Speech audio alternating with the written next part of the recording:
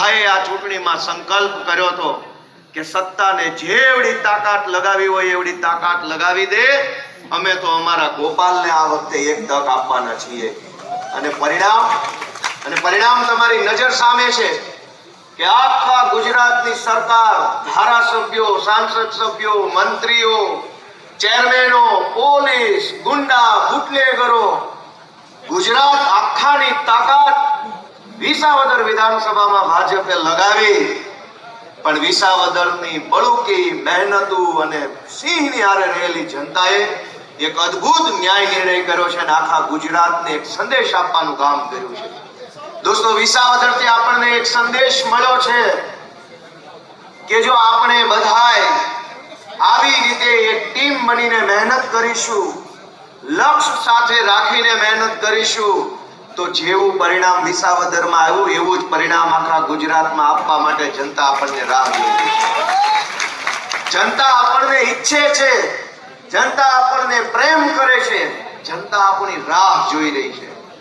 હવે આપણી જવાબદારી છે કે આપણે ઘર ઘર સુધી પહોંચીએ, વ્યક્તિ સુધી પહોંચીએ, એક માણસ સુધી આપણે આમ આદમી પાર્ટીનો વિચાર અને અરવિંદ કેજરીવાલજીના કાર્યોને પહોંચાડીએ.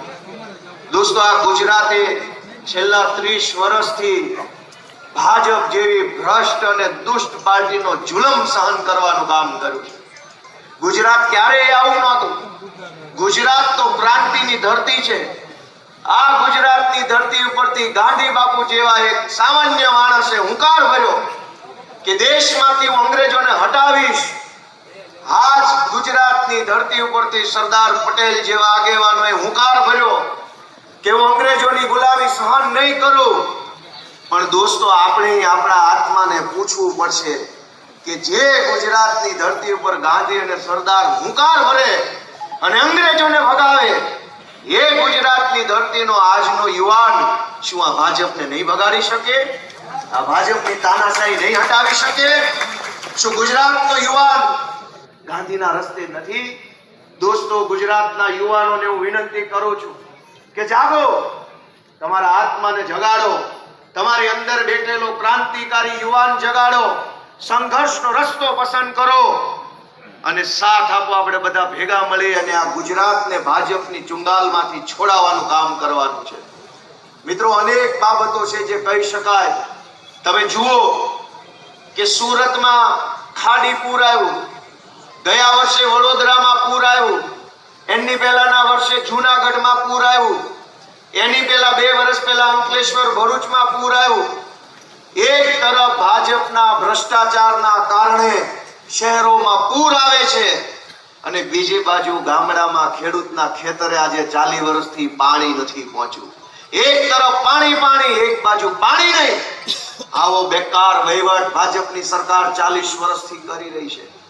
મિત્રો, આ ગુજરાત છે જે ગુજરાતમાં દીકરાના દાન દઈ દે એવા મહાપુરુષો થઈ ગયા છે. વીર દેવાય થાપા બોદર જેવા મહાપુરુષો થયા જેને દીકરાના દાન દઈ દીધા. અને એક બાજુ દીકરાના દાન દઈ દેવા મહાપુરુષો આ ધરતી પર પેદા થયા અને બીજી બાજુ આપણા દીકરાઓ સરકારી પરીક્ષાની ભરતીમાં પેપર આપવા જાય, પેપર લીક થઈ જાય અને આપણા દીકરા શાળાના દરવાજેથી રોતા આંસુડે પાછા આવે. આ કેવું ગુજરાત ભાજપે બનાવ્યું છે એ વિચારવાનું ગુજરાતની જનતાએ છે. દોસ્તો, આપણા આત્માને પ્રશ્ન પૂછો કે આપણા દીકરા દીકરીઓ માટે આ ગુજરાતમાં રોજગારની વ્યવસ્થા કેમ નથી? પેપરો કેમ ફૂટી જાય છે? કેમ આ ગુજરાતના નાના માણસને સરકારી તંત્ર ડરાવે દબાવે છે? મિત્રો, આપણે આગેવાની લેવાની છે. આ હોલમાં બેઠેલા આમ આદમી પાર્ટીના સૌ કાર્યકર્તાઓએ આગેવાની લેવાની છે. આપણે સૌએ નેતૃત્વ કરવાનું છે. ગુજરાત જે બદલાવ ઝંખે છે, વર્ષોથી ગુજરાત જે બદલાવની રાહ જોઈ રહ્યું છે, એ બદલાવ લાવવા માટે આપણે અહીંયાથી સંકલ્પ લઈને આ હોલની બહાર નીકળવાનું છે. દોસ્તો, આપણા ઉપર બહુ મોટી જવાબદારી છે. ગુજરાતે આપણને બહુ મોટી જવાબદારી વિસાવદરથી સોંપી છે કે કોંગ્રેસ વાળાનું કાંઈ કામ નથી, હવે તો આ હાવણા વાળા જ હરખું કરશે, એવી જવાબદારી આપણને ગુજરાતની જનતાએ સોંપી છે. મિત્રો, વિસાવદરની ચૂંટણીમાં બે ભેગા થઈ ગયા મને હરાવવા માટે ગુજરાતની જનતાનો અવાજ દબાવવા માટે, ખેડૂતનો અવાજ વિધાનસભા સુધી ન પહોંચે એના માટે બે ભેગા થઈ ગયા અને આખા ગુજરાતે લાઈવ સ્ટ્રીમ કેમેરાના માધ્યમથી બેયની હાથગાંઠને જોઈ લીધી કાં તો ભેગા છે. દોસ્તો, હવે આપણે નક્કી કરવાનું છે કે આપણે કઈ દિશામાં આગળ વધવું છે. હું તો એક નાનો માણસ છું. અરવિંદ કેજરીવાલજીએ અને આમ આદમી પાર્ટીએ મારા જેવા નાના માણસને કેવડી મોટી જવાબદારીને કેવડું મોટું પ્લેટફોર્મ આપ્યું, એ બદલ હું પાર્ટીનો અરવિંદ કેજરીવાલજીનો પણ આભાર વ્યક્ત કરું છું. અને ગુજરાતના યુવાનોને વિનંતી કરું છું કે આ ચૈતરભાઈ વસાવા બેઠા છે, એની ઉંમર શું છે? 40 વર્ષથી અંદર.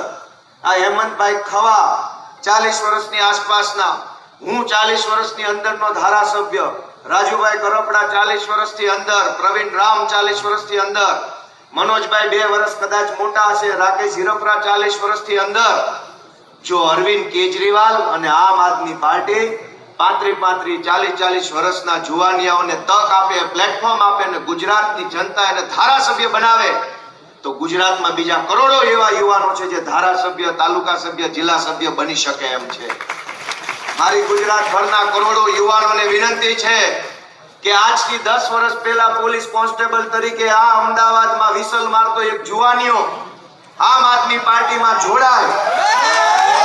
એક પોલીસ કોન્સ્ટેબલ બનેલો જુવાનીઓ જો આમ આદમી પાર્ટીમાં જોડાય, અરવિંદજીનું માર્ગદર્શન મળે, ઈશુદાનભાઈની હૂંફ મળે અને જનતાનો પ્રેમ મળે ને કોન્સ્ટેબલ જો ધારાસભ્ય બની શકતો હોય તો ગુજરાતની ધરતીમાં એવા અનેક યુવાનો છે જેની બાહુમાં બળ છે, જેના દિમાગમાં બળ છે. એ હજારો યુવાનોને વિનંતી છે કે કોની રાહ જુઓ છો, કોનાથી શરમાવ છો, કોનાથી બીવો છો? આવો બધા સાથે મળી અને ગુજરાતને આ ભ્રષ્ટ ભાજપના ચુકંજામાંથી છોડાવવાનું કામ કરીએ. દોસ્તો, કહેવા બેસીએ તો અનેક પીડાઓ છે, કહેવા માટે વાતો ખૂટે એમ નથી, પણ કરવા જેવું એક જ કામ છે અને એ કામ છે કે હાવણો મારો અને ભાજપની ગંદકીને સાફ કરો અને ગુજરાતને ઉચલાવવાનું કામ કરો. મિત્રો, આમ આદમી પાર્ટીની મંચ ઉપર બેઠેલી આખી ટીમનો આભાર વ્યક્ત કરું છું. નામ લેવા બેસીશ તો અનેક એવા નામ છે જેણે વિસાવદર વિધાનસભાની ચૂંટણીમાં ખૂબ મહેનત કરી છે. એક માણસે પોતાનું સર્વસ્વ દાવ પર લગાવી અને પૂરી તાકાતથી કામ કર્યું છે. એક વ્યક્તિનું નામ લઈને કહેવા બેસીએ તો કોણે કેવડું મોટું યોગદાન આ ચૂંટણીમાં આપ્યું છે એ તો ઇતિહાસના પાને લખાશે. પણ આખી આમ આદમી પાર્ટીની ટીમે પૂરા 2-3 મહિના સુધી આ ચૂંટણીની અંદર પોતાનો કિંમતી સમય ફાળવ્યો, તાકાત અજમાવી, પોતાના સંબંધો, પોતાને ઓળખાણોનો ઉપયોગ કરી અને લોકોને વિનવ્યા કે આ ચૂંટણીની અંદર ભાજપને હરાવી અને ગોપાલ ઇટાલિયાને જીતાડે. હું આમ આદમી પાર્ટીના એક ક્રાંતિકારી કાર્યકર્તાઓનો આભાર વ્યક્ત કરું છું. મિત્રો, દોસ્તો, મારી છેલ્લી વાત ખાસ કરીને આમ આદમી પાર્ટીના આપણા કાર્યકર્તા માટે કે દોસ્તો, હવે આળસ ખંખેરવાની છે, હતાશા છોડી દેવાની છે, નિરાશાને ભગાડી દેવાની છે. પોતાનો વ્યક્તિગત ગમો કે અણગમો, પસંદ કે નાપસંદને છોડીને ગુજરાત માટે ઊભું થઈ અને દોડવા માંડવાનું અને સતત ચાલતા રહેવાનું આપણે હવે આજથી ચાલુ કરવાનું. મિત્રો, ગુજરાત આપણી પાસેથી આશા રાખે છે. આપણે કંઈક આપણી પોતાની નાની વાતને લઈને, નાના મતભેદને લઈને અટકી ન જઈએ, આપણી ઉર્જા વેડફાઈ ન જાય, એ જોવાની જવાબદારી આપણા બધાની છે. તમામ જિલ્લાની અંદર કામ કરતા આમ આદમી પાર્ટીના કાર્યકર્તાઓને હું વિનંતી કરું છું કે પાર્ટી પ્રોગ્રામ ગોઠવે છે, હું બધા જિલ્લામાં ધીમે ધીમે સમયે આવવાનો છું. પણ તમે બધાએ પૂરી તાકાતથી સક્રિય થઈને ખભે ખભો મિલાવીને આવનારી સ્થાનિક સ્વરાજ્યની ચૂંટણીની અંદર આમ આદમી પાર્ટીને ગુજરાતના ઇતિહાસમાં ન મળી હોય એટલી સીટો મળે એ માટે અત્યારથી આપણે દોસ્તો કામે લાગી જવાનું. મિત્રો, આપણે બધાએ ગુજરાતમાં એવું કામ કરી બતાવ્યું છે જે કામ ગુજરાતના ઇતિહાસમાં નથી.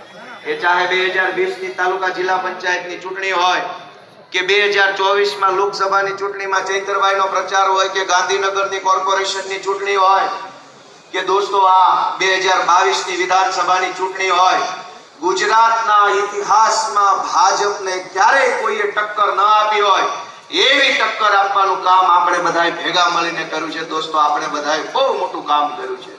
આપણે બધાએ ભેગા મળી અને આવનારા દિવસોમાં ગુજરાતને ભાજપના ભ્રષ્ટ અને દુષ્ટ શાસનથી છોડાવવા માટે ખભે ખભો મિલાવીને કામ કરીએ એવી સૌને પ્રાર્થનાઓ સાથે ફરી એક વખત હું આપણા માનનીય પ્રદેશ અધ્યક્ષ ઈશુદાનભાઈનો વિશેષ આભાર માનવા માંગીશ, કારણ કે 2022 ની વિધાનસભાની ચૂંટણી પછી ઘણો નિરાશાનો માહોલ હતો, ઘણી હતાશાઓ હતી, ઘણી બધી સમસ્યાઓ આવી, કેમ કે પાર્ટીની અપેક્ષા સરકાર બનાવવાની હતી અને પરિણામ કંઈક અલગ આવ્યું.